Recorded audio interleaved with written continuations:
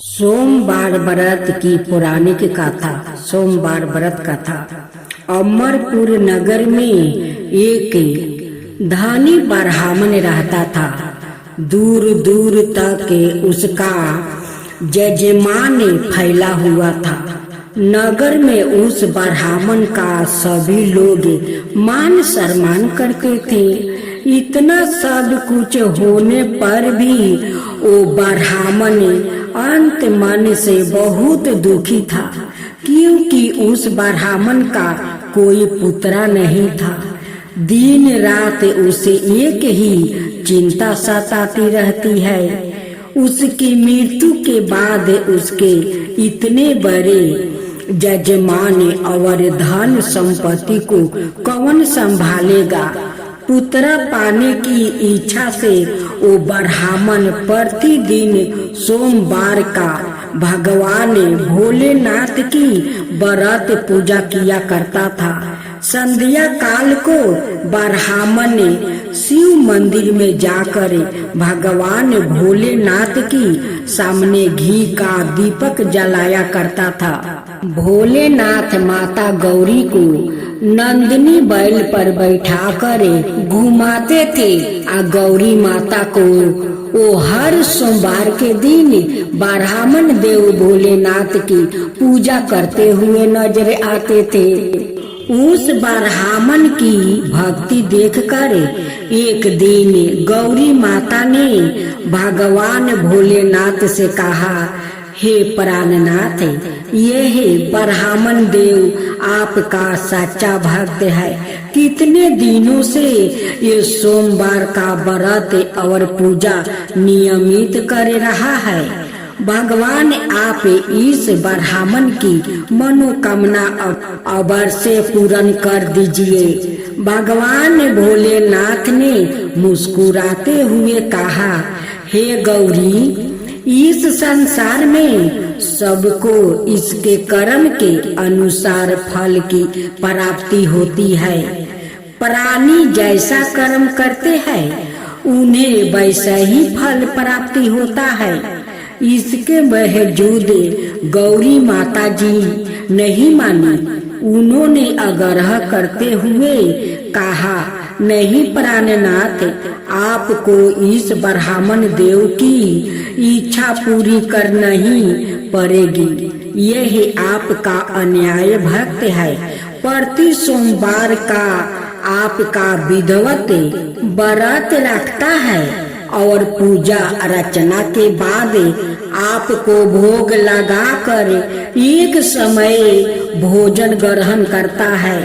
आपको इस पुत्र प्राप्ति का वरदान देना ही पड़ेगा। गौरी माता का इतना आग्रह देखकर भगवान भोलेनाथ ने कहा, तुम्हारे आग्रह पर मैं इस ब्राह्मण देव को पुत्र प्राप्ति का वरदान देता हूँ, लेकिन इसका क्या प्राणनाथ? हे गौरी, मैं पुत्र का वरदान तो दे दूंगा, लेकिन पुत्र 16 वर्ष से अधिक जीवित नहीं रहेगा। उसी रात भगवान शिव ने सपने में उस ब्राह्मण देव को दर्शन देकर उसे पुत्र प्राप्ति का वरदान दिया और उसके पुत्र के 16 वर्ष तक जीवित रहने की बात भी बताई। भगवान के वरदान से ब्राह्मण देव को खुशी तो हुई, लेकिन पुत्र की अल्प आहु की चिंता ने उसे खुशी को नष्ट कर दिया। ब्राह्मण देव पहले की तरह सोमवार का विधिवत व्रत करता रहा। कुछ महीने पश्चात उसके घर अति सुंदर पुत्र उत्पन्न हुआ। पुत्र जन्म से ब्राह्मण देव के घर में खुशियां तो भर गई। बहुत धूमधाम से पुत्र जन्म का समारोह मनाया गया। ब्राह्मण देव को पुत्र जन्म की अधिक खुशी नहीं हुई, क्योंकि उसे पुत्र की अल्प आहु के रहस्य का वो पता था। इस रहस्य का घर में किसी को नहीं मालूम था। ब्राह्मण देव ने उस पुत्रा का नाम अमरगुप्त रखा, क्योंकि अलप आहू का था, उसलिए ब्राह्मण देव अमरगुप्त रखा।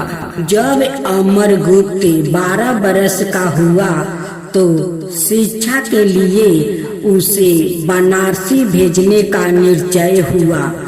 ब्राह्मण देव ने अमरगुप्त के मामा कोमल चंद को बुलाया और कहा कि अमरगुप्त को शिक्षा प्राप्ति करने के लिए बनारसी छोड़ आओ। अमर अपने कोमल चंद मामा के साथ शिक्षा प्राप्ति करने के लिए चल दिया। रास्ते में जहाँ भी अमरगुप्त और कोमल चंद रात्रि विश्राम के लिए ठहरते, वो ही जग करते और ब्राह्मणों को भोजन कराते थे। लंबी यात्रा के बाद अमरगुप्त और कोमल चंद एक नगर में पहुँचे। उस नगर के राजा की कन्या के विवाह की खुशियाँ में पूरे नगर को सजाया गया था। निश्चय समय पर बारात आ गई, लेकिन वर का पिता अपने बेटे के एक आंख से काने होने के कारण बहुत चिंतित था। उसे इस बात का भय सता रहा था कि राजा को इस बात का पता चलने पर कहीं वो विवाह से इनकार ना कर दे, इससे उसकी बदनामी होगी। वर के पिता ने अमरगुप्त को देखा तो उसके मस्तक में एक विचार आया। उसने सोचा, क्यों ना इस लड़के को दुल्हा बनाकर राजकुमारी से विवाह करवा दूं। विवाह के बाद इसको धन देकर विदा कर दूंगा और राजकुमारी को अपने नगर में ले जाऊंगा। वर के पिता ने इसी संबंध में अमरगुप्त और कोमल चंद से बात की। कोमल चंद ने धन मिलने के लालच में वर के पिता की बात स्वीकार कर लिया। अमरगुप्त को दूल्हे के सेहला पहना कर राजकुमारी चांदनी से विवाह करवा दिया गया। राजा ने बहुत सा धन देकर राजकुमारी को विदा किया।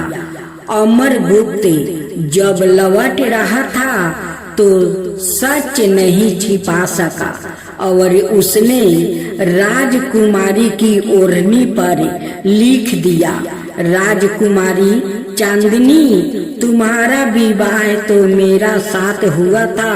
मैं तो बनारसी में शिक्षा प्राप्ति करने जा रहा हूँ।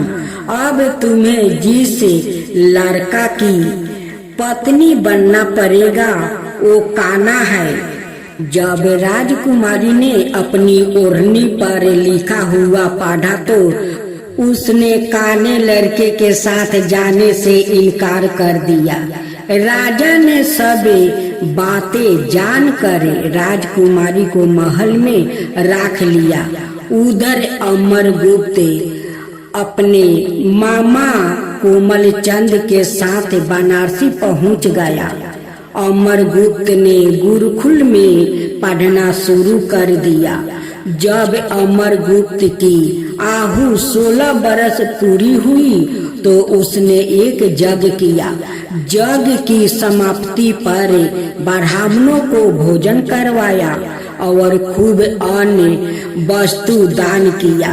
रात को अमरगुप्त अपने शयन कक्ष में सो गया। शिव के वरदान के अनुसार शयन अवस्था में ही अमरगुप्त का प्राण बिखर गया।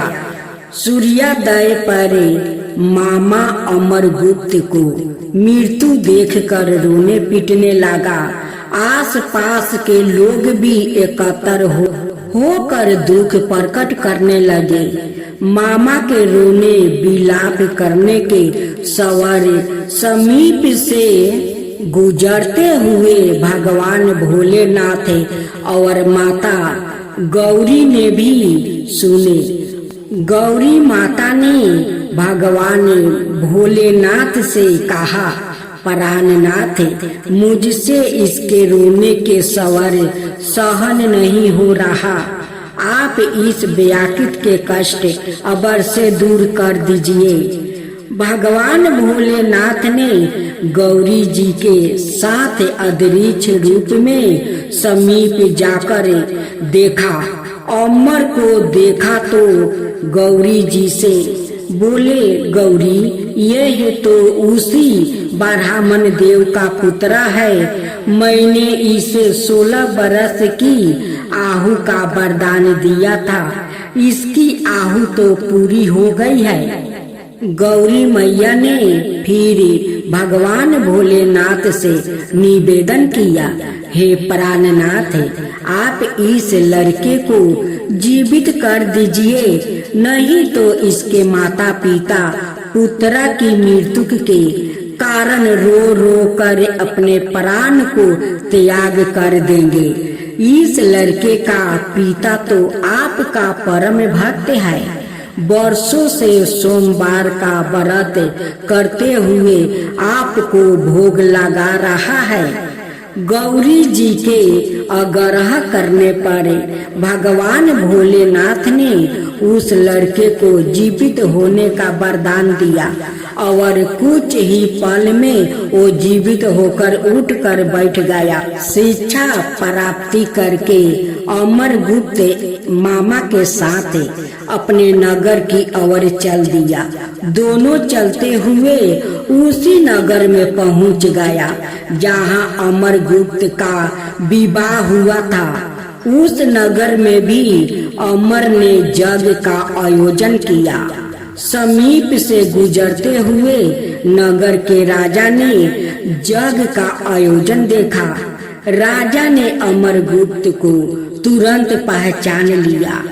यज्ञ समाप्त होने पर राजा अमरगुप्त और उनके मामा को महल में ले गया और कुछ दिनों उन्हें महल में रख कर बहुत सा धन वस्तु देकर राजकुमारी का साथ विदा किया। रास्ते में सुरक्षा के लिए राजा ने बहुत से सैनिकों को भी साथ भेज दिया।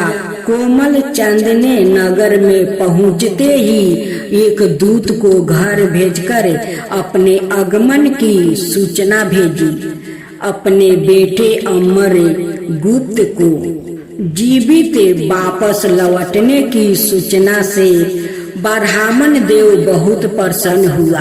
ब्राह्मण देव ने अपनी पत्नी के साथ सवाई को एक कमरे में बंद कर रखा था। भूखे प्यासे रहकर ब्राह्मण देव और उसकी पत्नी बेटे की प्रतीक्षा कर रहे थे। उन्होंने प्रतिज्ञा कर रखी थी कि यदि उन्हें अपने बेटे की मृत्यु का समाचार मिला तो दोनों अपने प्राण त्याग देंगे। ब्राह्मण देव अपनी पत्नी और मित्रा के साथ नगर के द्वार पर पहुंच गया।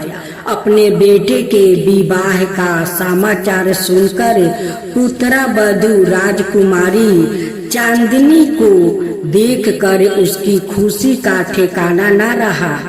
उसी रात भगवान शिव ने ब्राह्मण देव के सपने में आकर कहा, हे श्रेष्ठ ब्राह्मण, मैंने तेरे सोमवार के व्रत करने और व्रत कथा सुनने से प्रसन्न होकर तेरे पुत्रा को लंबी आहु वरदान किया है।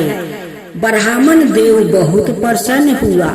सोमवार का व्रत करने से ब्राह्मण देव के घर में खुशियां लौट आई। शास्त्रों में लिखा है कि जो स्त्री पुरुष सोमवार का विधिवत व्रत करते हैं और व्रत कथा सुनते हैं, उनकी सभी इच्छाएं पूरी होती है।